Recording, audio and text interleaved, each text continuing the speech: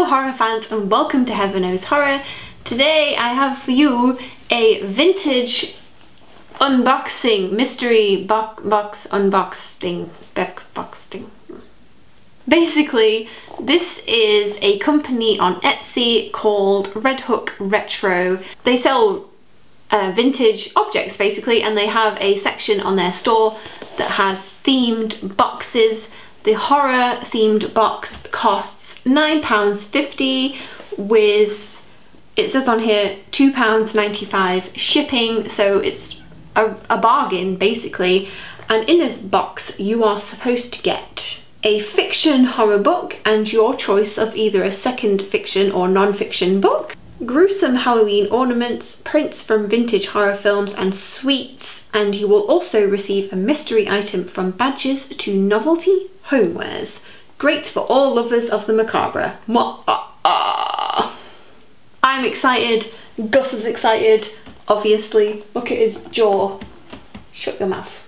So we're gonna go ahead and unbox this on camera so I can show you an example of what you could get. Well, what you're not gonna get the same as me, but it's like what you get the gist. So here's what's inside. Oh, what was that? That's just a business card that fell out. Got bubble wrap in there so it's all nice and protected so nothing gets broke. So this is our first book, and this is Haunted Houses by Aidan Chambers. What year is this from? Okay, so the latest that this book could have been from is 1974 because that was the 5th printing of this book, and the earliest it could be is from 1971, but it's all the same book anyway. So this is true stories to thrill you and chill you. So I'm guessing it's just true stories of haunted houses. Yeah, the first ghost story is from Britain, so I'm guessing this is haunted houses in the UK, which is really cool. Okay, so the next book is by Julian Simmons and it's called Murder Murder, 21 Outstanding Stories from the Casebook of Francis Quarles. Here are 21 entries from the Casebook of Francis Quarles, 21 cases in which the criminal, in nearly every instance a murderer, failed to take into account the uncanny perception of the famous private detective. 1961! So this is so old! I love it! I just love this, the smell, the fact that it's just a part of history, isn't it? And the fact that Kindles are taking over means that books are just going to become more and more obsolete, so I like to hold on to these. Okay, so the next book is Clive Barker's Books of Blood number 6. Oh, this is cool! Okay, so this was first published in Great Britain in 1985. So this is written by Clive Barker, and I think this is our fiction. So this is all stories written out of the mind of Clive Barker. Okay, so next we have a little bag of sweets complete with little vampire teeth, and we have Ghostbuster candy sticks. They're like those little candy cigarettes that you used to get back in the day when you used to pretend that you would smoke because that was the coolest thing ever. Why don't you come up and see me sometime? No smoking kills. We have 2 things that I can only describe as being pogs. Like, if anyone was a 90s kid, they will remember pogs and how they were like a form of gambling when you were in primary school. So we have a Biker Mice from Mars pog, which was from Shreddies, which is a cereal in the UK originally. And then we have a Chupa Caps.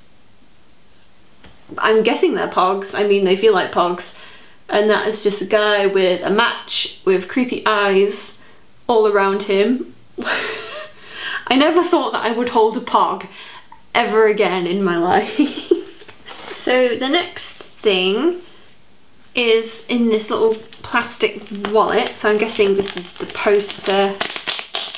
I think this is like cut out of a magazine.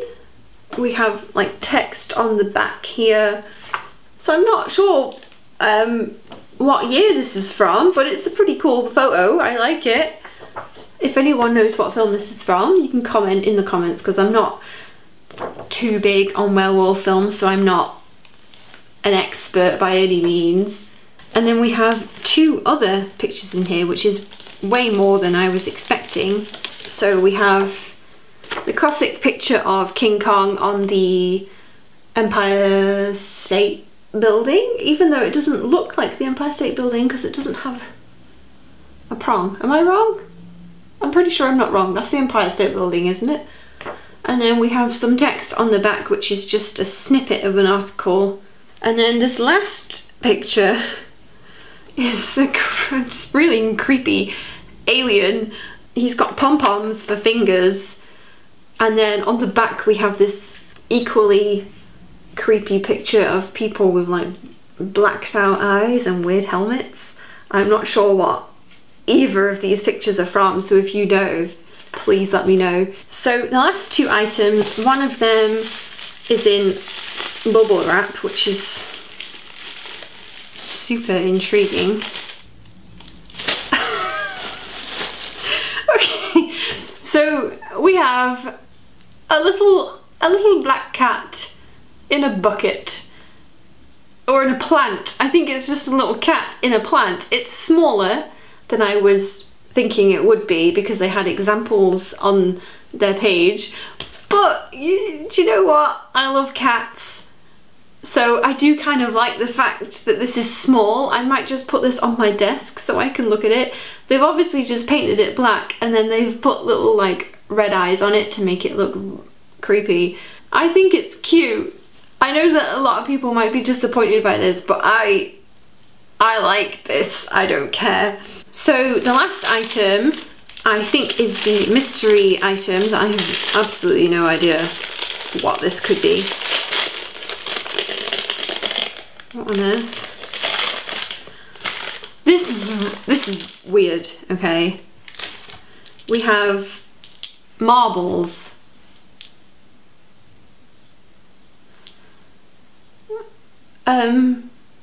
I don't really know what this has to do with horror, but a little fun fact about me is the fact that I was obsessed with marbles when I was growing up, because I had a little marble run that you could kind of construct it and they would drop down and go through different obstacles.